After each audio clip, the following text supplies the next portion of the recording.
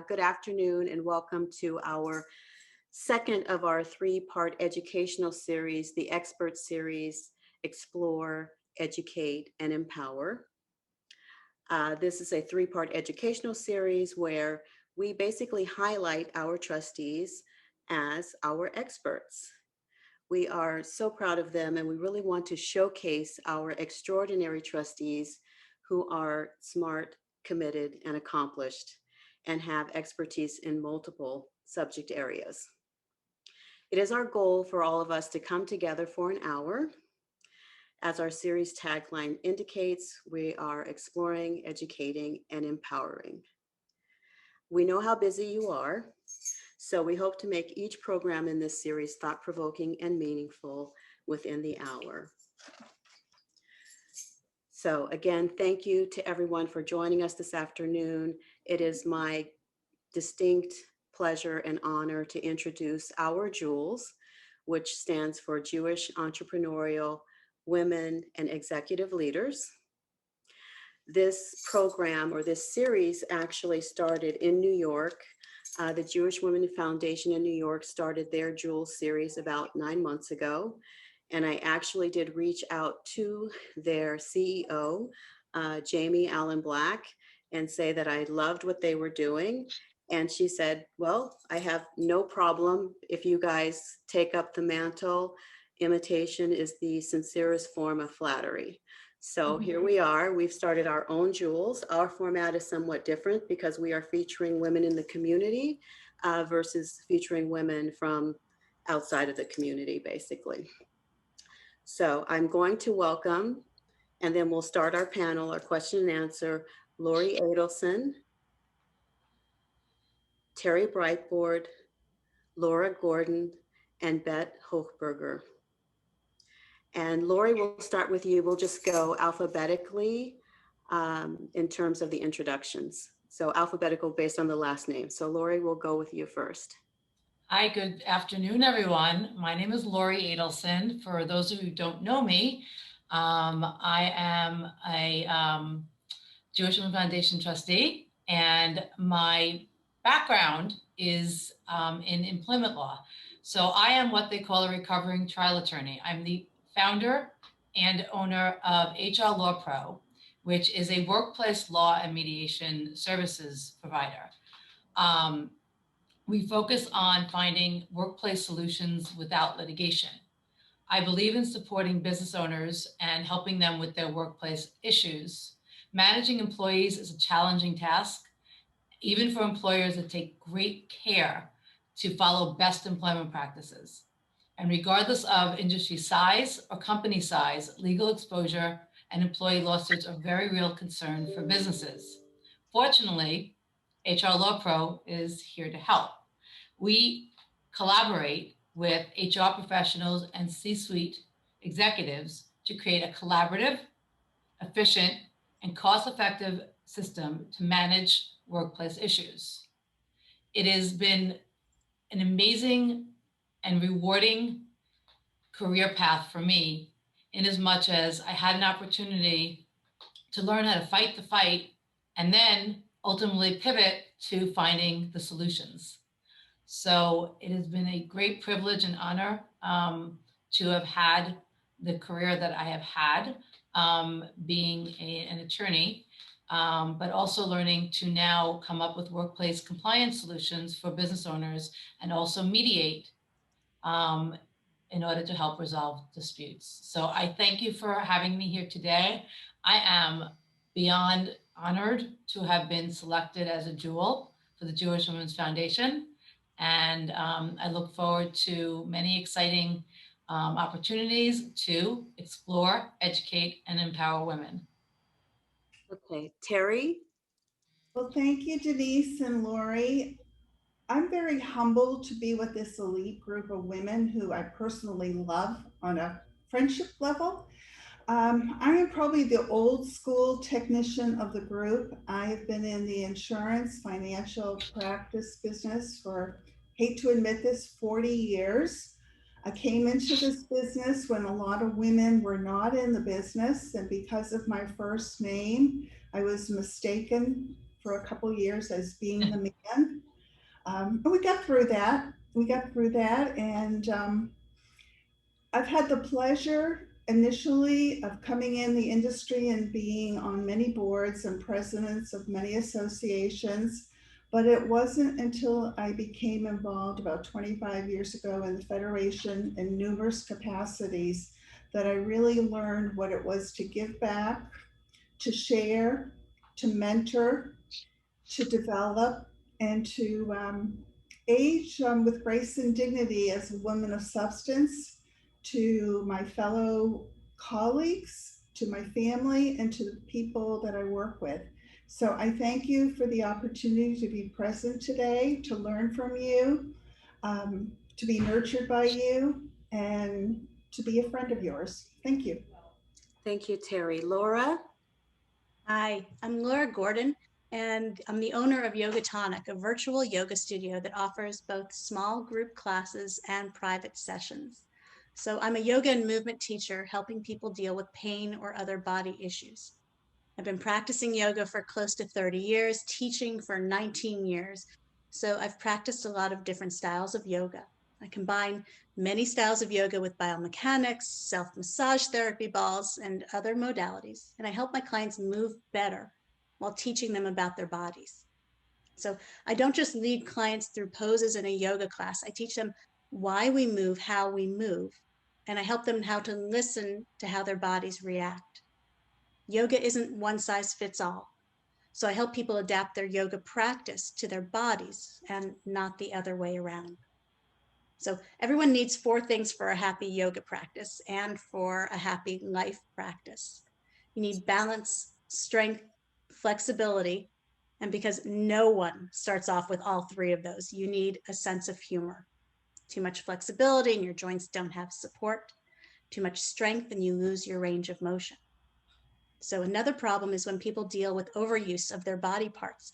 And that happens a lot to someone who's, like, say, a professional athlete, but it also happens to someone who, say, sits the same way every time they sit down. So right now, if you're sitting with one leg crossed over the other, try to cross it the other way and notice if it feels weird, right? It feels weird because we don't sit that way.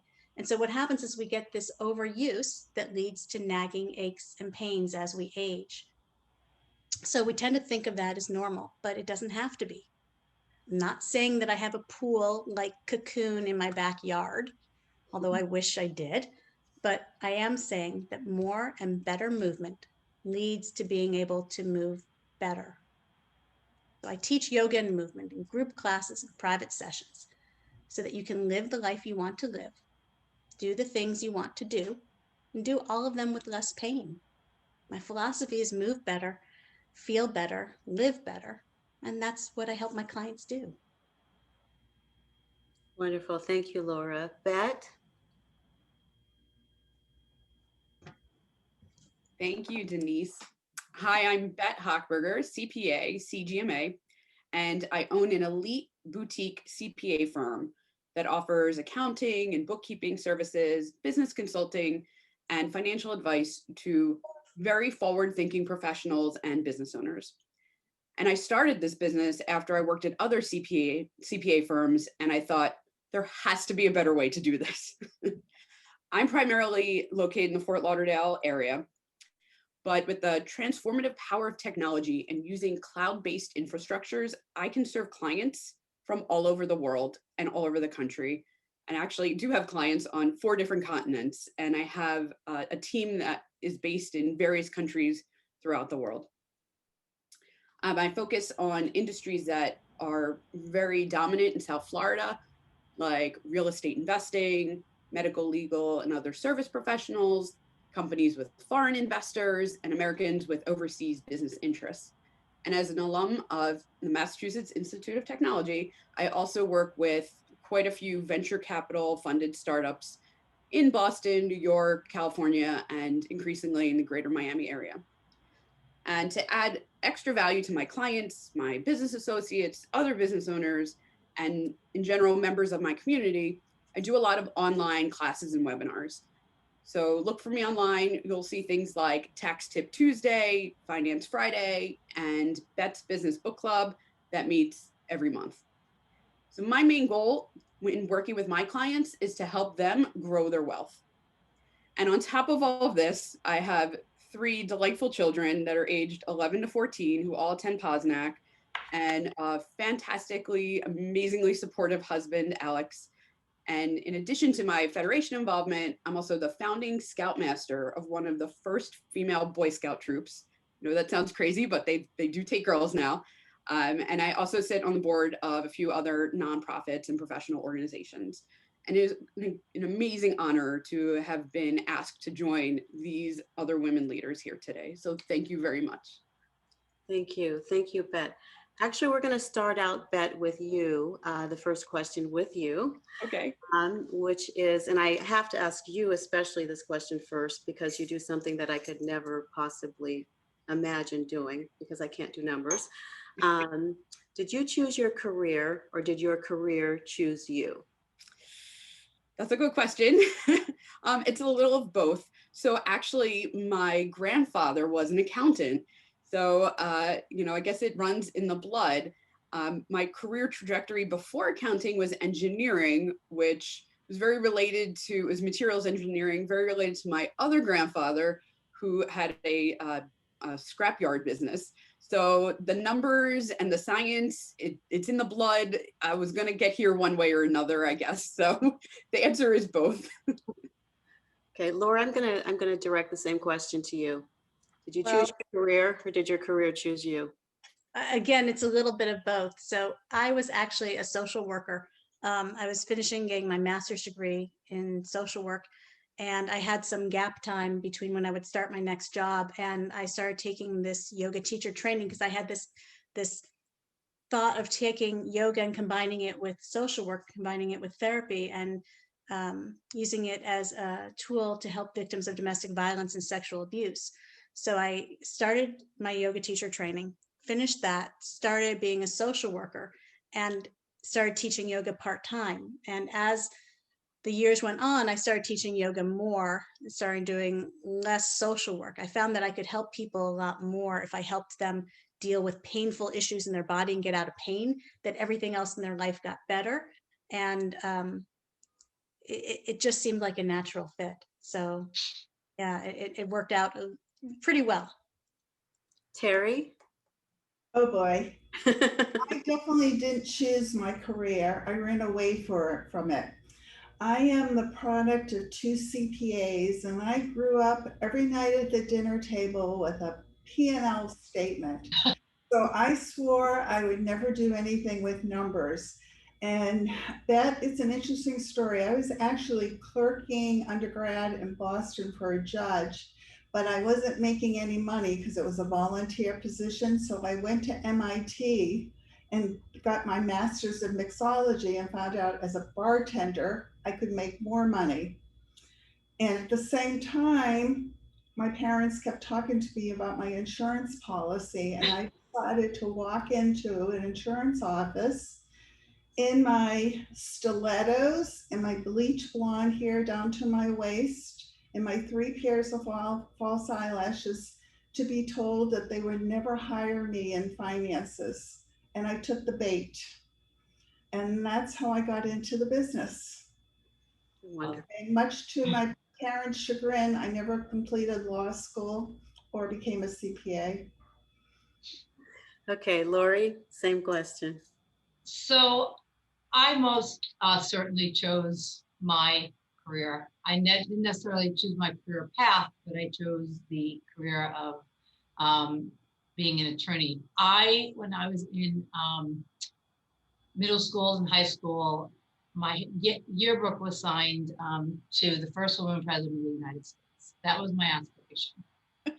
And when I had the opportunity, I figured law was the career path that would make it all possible. That's good. I think we'll stick with, because you all have such divergent backgrounds and wonderful stories. What has been the greatest lesson that you have learned from failure, which is usually the greatest teacher? So I guess I'll start. Laurie, we'll start with you.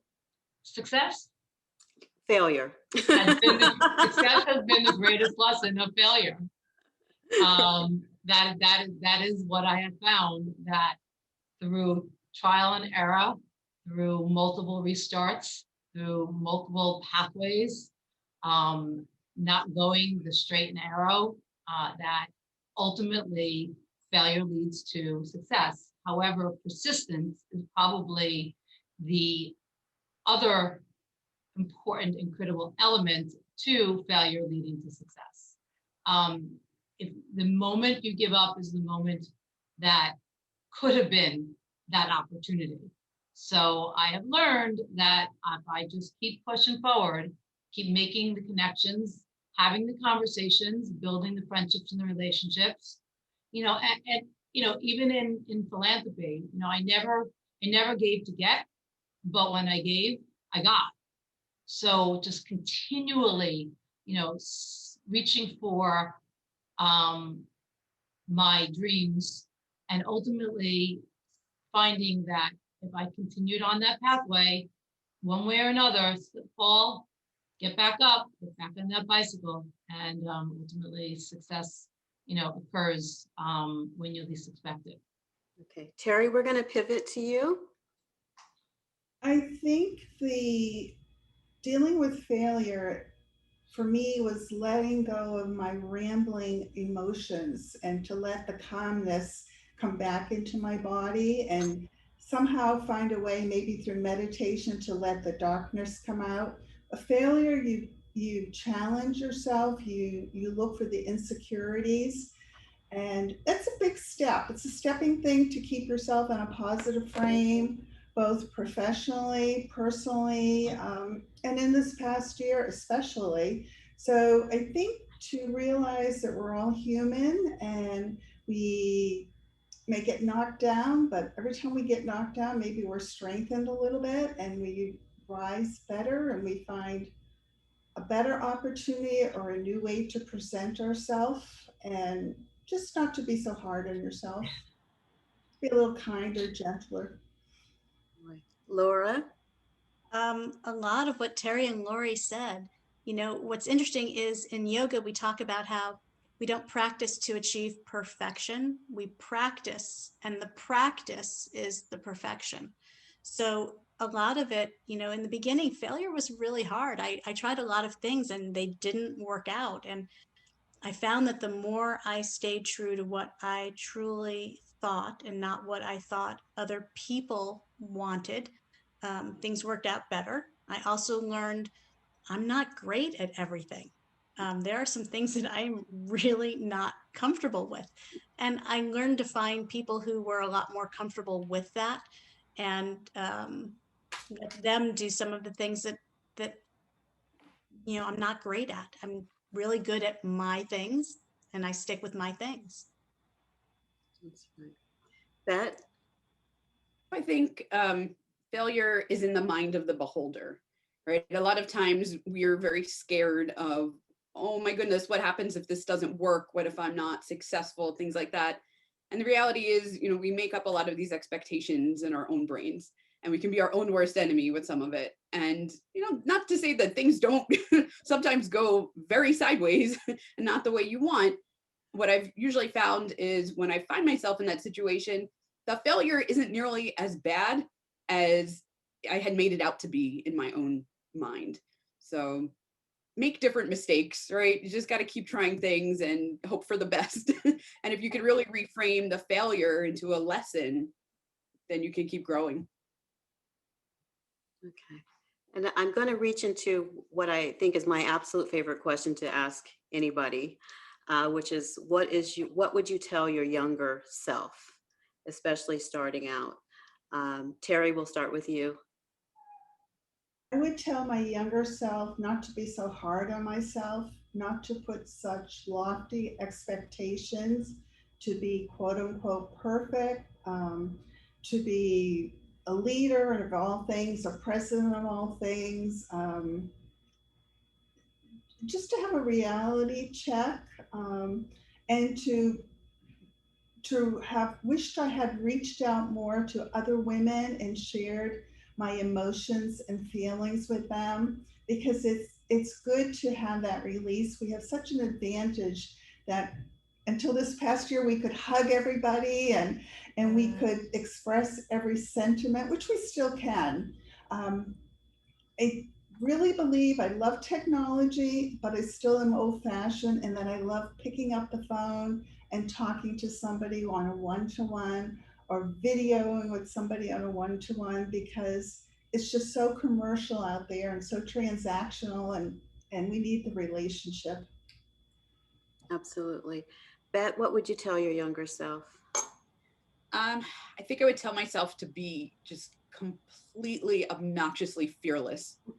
Not to worry about what anybody else thinks. Maybe a select few important people, like your parents, spouse, maybe. But you have to really define your own path, and it doesn't matter what other people think you should do. You have to do what's right for you, and you can't second guess that, and you just got to go for it and be brave. Right. Laurie? So, perfect segue back. So I actually was fearless when I was younger.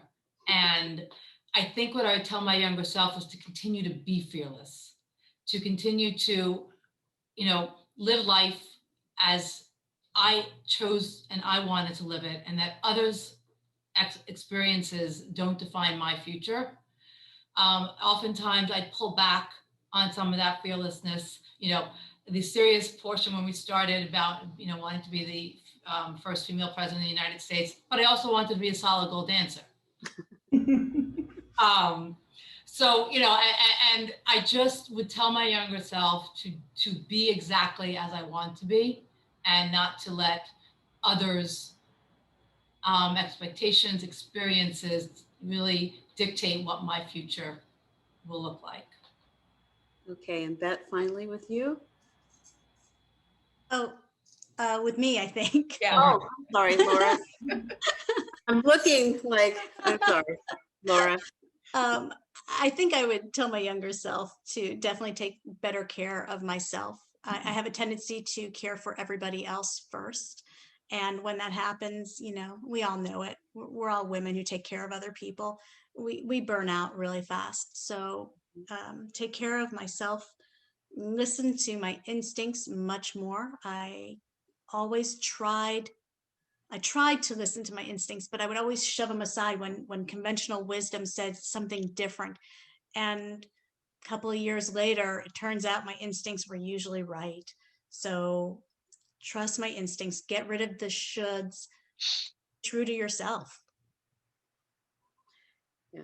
And as all of you are essentially entrepreneurs and you've all decided to develop your own businesses, I really want to touch upon why you decided to do that, as opposed to, Bet could probably just as well, work in one of those very high profile accounting firms or CPA firms. And Laurie could also do the same in terms of law, or, well, so I'm going to get to, I think I'll start with you, Bet. Why did you go out on your own? So I will say I was a little bit shoved out of the nest. The firm I was working for got bought by a much bigger firm, like one of the top 5 firms. And the regional tax manager walked into our office and said, "Oh, wow, we have a really nice conference room here." And it just set such a bad tone. She didn't care about our clients. She didn't care about the people. She said, "Look at the nice view in the conference room." And it was all downhill from there. So at the time, my children were really, really young. I was working stupid tax season hours. And my husband said to me, everybody's unhappy, including me. I was also unhappy. So we'd be better off if you stayed at home all day with the kids and didn't work. We would just have to figure out health insurance. Like, this is ridiculous. So when that transition was happening, I was like, I really work independently where I am anyway. Maybe I should just hang my own shingle. And some of those clients found me because they weren't happy with the transition to the bigger firm. And it just kept growing and growing. And at this point, I don't even know that you could get me to take a job with somebody ever again. It would be very hard. It would have to be very, very appealing for me to do so. And it was scary at the time because I was always the one that had that steady paycheck and my husband was the entrepreneur, and it is kind of flipped. But I would never look back at this point. Right, Laurie? So I suppose I had a similar experience to Bet. However, I think mine had a little bit to do with being a female law partner and the glass ceiling, and also being who I am, and knowing what my why is and why I do things, and feeling that in that environment, I was not able to define the why I did what I do. And I do what I do because I want to help business owners and individuals in mediation, to have better lives, healthier, happier workplaces where they are 12, 15 hours a day sometimes, right? And so in the environments that the traditional law firm environments, it was focused on the bottom line, on the billable hours. And in so doing that, I found that my inner child was being subverted, and I was not able to experience the joy of helping others in my career. And I believe that one thing they say, enjoy what you do, and it won't really feel like a job. And now I have a career that I enjoy what I do. I had, just for a quick anecdote, an employer this weekend call me and text me. She's become like a colleague friend of mine. Yay, we did it. We found the right HR manager. I'm so excited. She signed the offer letter, right? Like that doesn't happen when you're working, for a lover. I'm not going to bill her for that, exchange, because it was an experience for the two of us together. It was a collaborative work effort that we had together. So I really do think that, I believe in making life better for others. And I believe in being able to define your why. Right, Terry? When I started in the business, I was very fast tracking with a New York based company, and I turned down several promotions to move to Manhattan and live in the corporate world, which I call the navy suits, the black suits, and the little white bow blouses at the time. I had pushed really hard for about 10 years thinking that was what I wanted, and the opportunities that were going to be afforded to me were going to be spectacular. But at the same time, I was diagnosed with breast cancer. And that turned my world around because I found support from women and children that would rub my back during chemotherapy sessions. And I realized that I'm geared toward the dollar. I'm not geared to personally helping people. So I decided to keep up my statutory employment, but form my own business in 1990 and center on working with children, pediatric oncology, and women and men in all forms of cancer. And it just gave me a complete circle. I mean, I knew that I could grow up to be an old woman in business, or I could be a wise woman, and I chose wise. That's beautiful. Laura? So I've been living with fibromyalgia for, 20 years or so. And when I was starting to teach yoga, because I'm used to dealing with my pain in my yoga practice, when people had injuries, they would start asking me about that. So I would start getting people coming to me, asking things. I would start getting physical therapists and orthopedic surgeons start referring clients to me. And keep in mind, I'm still a social worker full time. I'm only teaching yoga part time. But when I made the switch, I realized I couldn't teach yoga in the gyms and the yoga studios and make enough money to survive. You can't live on that. So I had to go out on my own. Explain for a second how yoga teachers are paid when they work in the studio. Oh, so if you teach in a yoga studio, I don't teach in a yoga studio anymore unless I own the yoga studio. If you teach in a yoga studio, you're paid per person who comes into the studio. So if you're a really great yoga teacher, you might make, in Chicago, where I was based for a long time, you might make $6 or $8 a student for an hour and a half class. Now, if nobody shows up, you make nothing, but you have to stay, and you have to have planned your class. You have to have driven there and done all that. And you have to have, in Chicago, paid to park, which could be up to $10 or $15. Meanwhile, you're not making anything. And that's $6 or $8 if you're an expert teacher. If they came from a Groupon, which is all the rage, you only make half of that. So unless you're packing in over 100 people in your class, you are not going to be able to make any money teaching in a yoga studio. The yoga studios make their money by encouraging people who take their classes there to take a yoga teacher training, where they bill you between $3,000 and $5,000. So unless I wanted to start doing yoga teacher trainings, which I didn't want to do, I had to find another way. So I started doing private sessions. And like I said, orthopedic surgeons loved me. You know, they didn't want to cut on everybody. They didn't have the time to cut on everybody. Here's a yoga teacher that might be able to help you. Go see her. So it worked out great. So I think I'm going to ask all of you also in terms of mentoring, and this is a little bit unfair, but are any of you mentoring right now? And if so, in what way? Do you have any younger people, under your wing that you are supporting, or perhaps that's something within the Jewish Women's Foundation we will start supporting more than we have. We have done some programs, but I'm just curious because all of you have varying expertise, but clearly very knowledgeable with what you do. So have you had the opportunity to do any mentoring? Bet, I guess I'll start with you. Nothing official. I do have a very young employee right now who part of the condition of her working full time for me was like, you have to learn bookkeeping, accounting, and tax preparation. She was really supposed to be doing marketing and just wanted to work for me full time. And I'm like, if you're willing to do it, I will bring you on. And I think, it's not officially mentoring, but No, it is. and my kids are getting a little older and starting to look like future.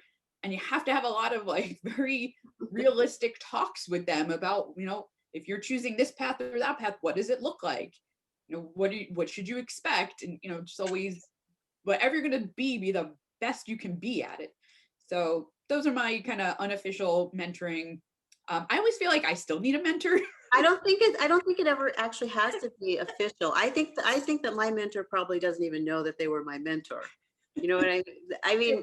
It could just be a relationship that you have with somebody who has more experience that kind of guides you. And they might not even know. Laurie, what are your thoughts on that? So I agree.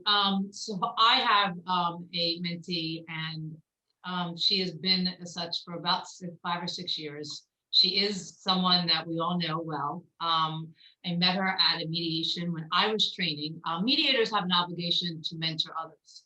We have to allow them to observe so that they can train and get different techniques.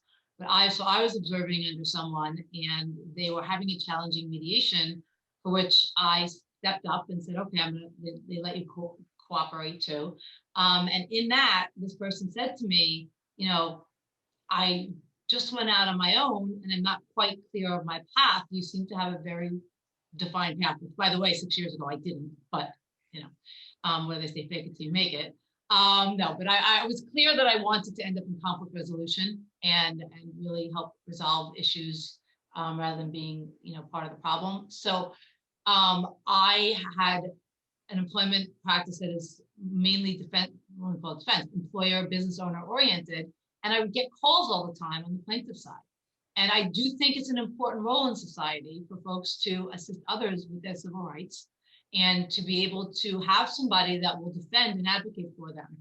So I don't say, oh my gosh, a plaintiff's lawyer, wow, no. I actually mentored her to become the best plaintiff's lawyer in employment law and civil rights, because that is important for me as an employer to know if someone like her sues a company that I work for, someone else says, that means that there really is a problem.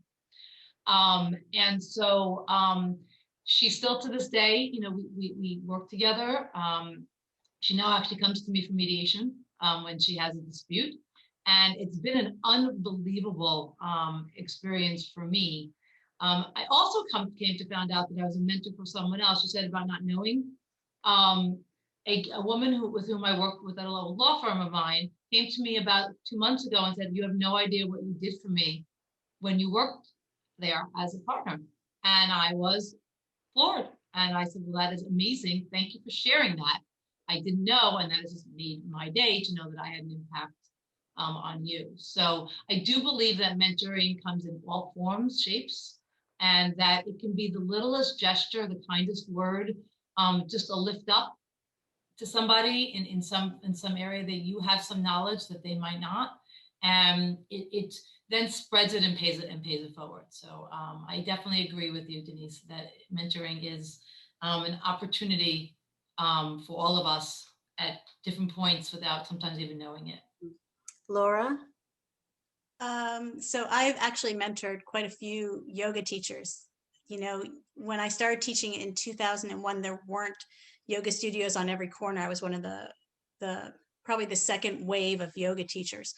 And so when more teachers started coming up, I would help them. I would help them get into different gyms and yoga studios, but also my students, because I was teaching them why we were doing what we were doing. I had a lot of people who went on and took other people's yoga teacher trainings, making other yoga studios lots and lots of money, but you know, whatever. But so when I would teach my retreats, which I lead yoga retreats when we could travel, I would teach yoga retreats, and I would usually have like a day before or a day after where it was just for the yoga teachers who were taking my retreats, or people who really truly wanted to know more. And they would ask me, how do you deal with a client who has this kind of an injury? How do you deal with, you know, a client who doesn't understand boundaries? And we would just talk about things that, you know, that you need help with, because there's not really a lot of help for yoga teachers in the business aspect of it. We don't have a 4-year school. You know, we don't have a trade organization that's really well developed. So we have to kind of just look after ourselves. So yeah, definitely. And Terry's actually, unbeknownst to her, kind of a mentor to me. Thank you. Interestingly enough, when I came into the business, I was me and 200 men. So my first mentors were men my first couple of years in the business, until I got tired of hearing of some off-color men comments that were innocently made as they all gathered when we have to go out, not for wine, ladies, but for beer.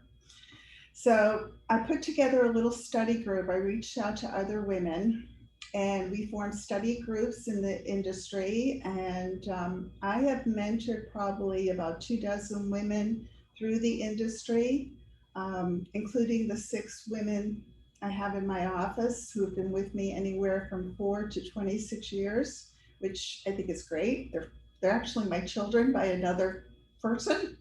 But also I've been trying to mentor and bring to different federation events some younger women, which I call the new generation, whether it's the CDC or some of our book readings or different things that where we all got together. So I'm very excited about passing the lessons on and the mistakes on that I learned to somebody else. So maybe they won't make the same mistakes, or maybe I'll learn from them in turn. So Denise, thank you. I'm not sure what I taught you. Couple on there. I know I've taught wine, and that was it. wine. But after you work 2 years as a bartender, you learn real quick what everybody drinks. Okay, and I think my last question, because all of you are here as, you know, entrepreneurial, no, I can't say it. I can't say it right now. I don't know why. you're all here, running your businesses as women, doing all the things that you do. You're here as philanthropists. Do you have any? What are your goals in both areas, professionally, or I should say all areas, but professionally, personally, and philanthropically? Bet, I'll start with you. Well, short-term goals are kind of to survive right now. Long-term goals. Long-term Long-term goals. goals. I have these very vivid memories of my grandmother writing checks to every charitable cause that ever reached out to her. And in that fashion, I started doing the same thing. And a couple of years ago, my husband and I decided that we were going to create a Maser account, and we would take 10% of everything we made and put it in that account. And about a year or two ago, we actually set up a donor advised fund. And we're hoping to just keep growing and growing it and be able to support any and every cause that comes our way and that interests us. So I guess it's just to, keep on keeping on with the philanthropy, find more great causes to support. And there are so many, so it's hard to choose sometimes. But yeah, I just want to do more. Okay. And what do you like about JWF actually? In terms of, I'll ask all of you that too, just in terms of, because it's a group that you joined and participate in. So, Sure. So JWF, first off, the people in it are intimidatingly wonderful. It's like very successful women. And I actually joined, I don't know, like maybe Karen could say, but maybe like 7 years ago. Like it's been quite a while. And the grants that we give and the work that we do in the community is so special. And the thing that particularly for me right now, there have been times when I've been able to be more involved and times when I've not been able to be so involved. And right now is a not so involved, just tax season and the kids and all that. But knowing that I have this group of women who are all working to that same goal to do these great things in the world means I know I can step back, and there's so many who are still like leading that cause and taking up that mantle and pushing it forward. Because if it was just me on my own, it would have fallen apart by now. But having that group, we really are so much better all working together. all right, Laura. So I'm new to JWF. I've been watching it for about 3 years now, and finally decided to join about a year ago.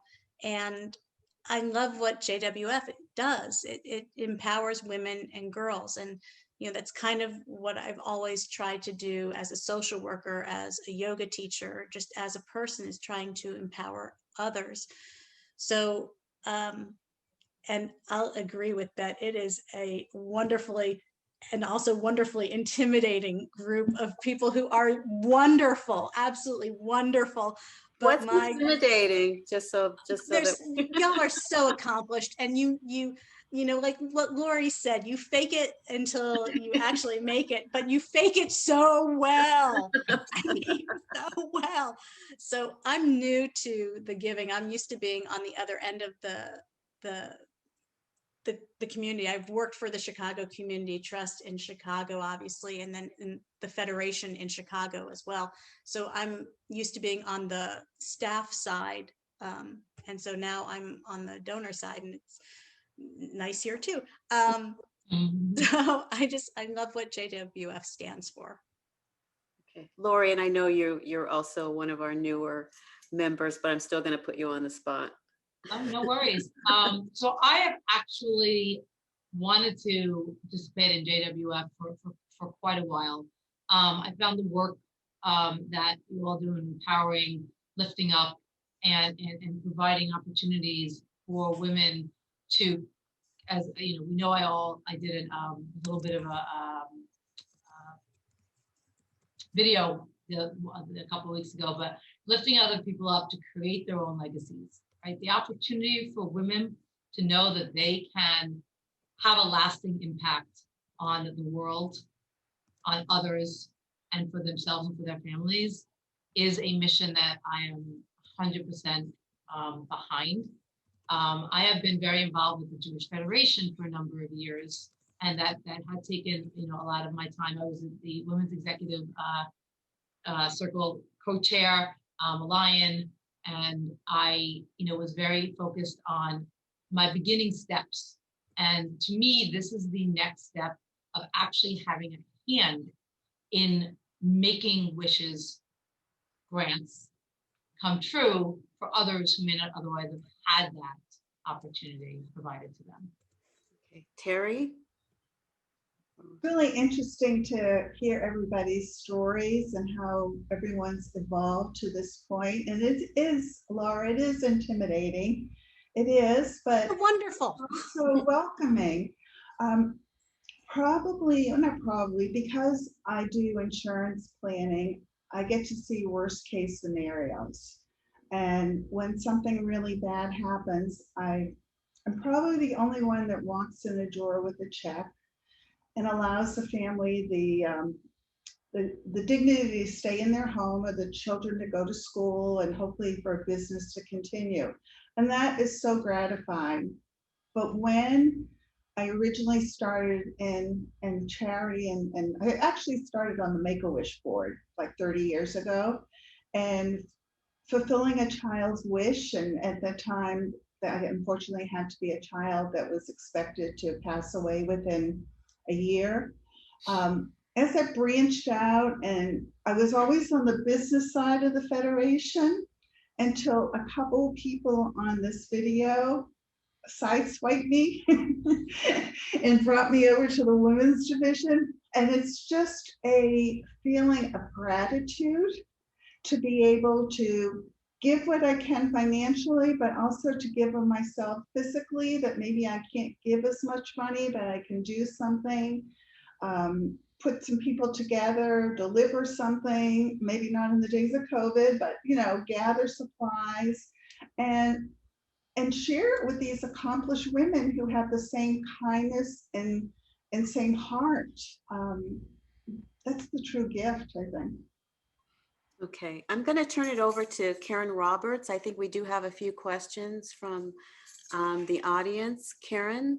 Yep, we do. We actually have a couple questions, but my first question is, Laura, I think you should do yoga for the group. What does Love to. think? Everyone want yoga?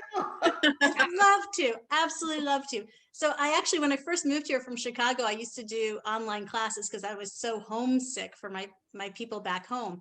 And then I eventually stopped doing it because, life got crazy. So when COVID happened, I actually got to see all of my old students again. I'm loving it. So to go with Terry, we definitely need yoga and wine for an event. Yes. So it's vino and vinyasa. That's what it is. Vino and vinyasa. Totally. I'm down for it. So, and then the other question came in for Bet. You are the troop leader for the First Girls Boy Scouts. So I have 2 Eagle Scout sons. So I totally get how hard that is.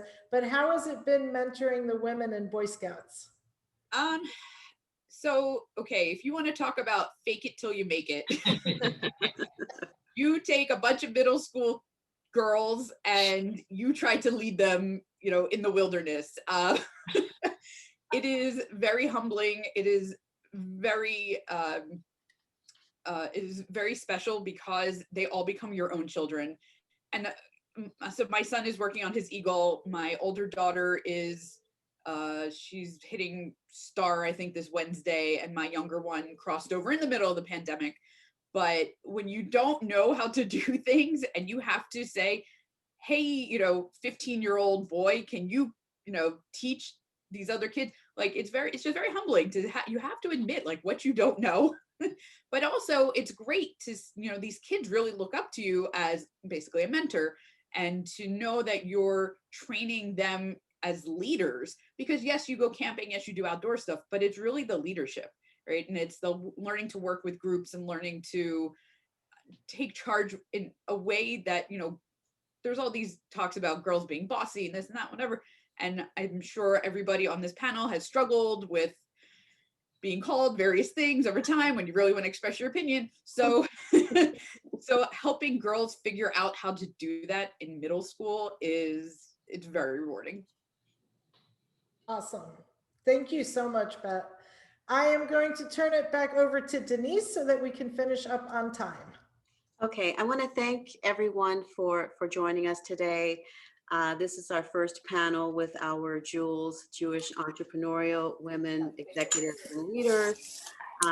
We are, as you can see, we're very proud of our all of our women, and they are all phenomenal. I don't think anybody's intimidating except for one. Everybody knows who she is. Esther. Okay. Aside from that, I think we're all good. Sorry, but I thought it would be Laurie. Okay. I hope I don't get in trouble for that. So we do hope that you will join our mission, which is improving the lives of women and girls, which is one of the absolute best things about being a trustee, because we do determine where our dollars go. And as you can see here, we have a lot of hardworking women who are contributing dollars to our fund. So if you are passionate about improving the lives of women and girls, please consider either a donation and actually even better, joining us. So there are links in the chat. I want to again say thank you. We will be having a coffee chat on February 26th with one of our agencies that we have actually provided funds to. So if that is of interest to you, it's at 9 a.m. on February 26th. You can actually have the opportunity to hear from an agency that some of their individuals, their women actually benefited from our help. I believe that was domestic abuse victims. So that is it for us today. Again, I want to thank everyone for joining us, and I'm just wishing everyone a great day, and thank you again.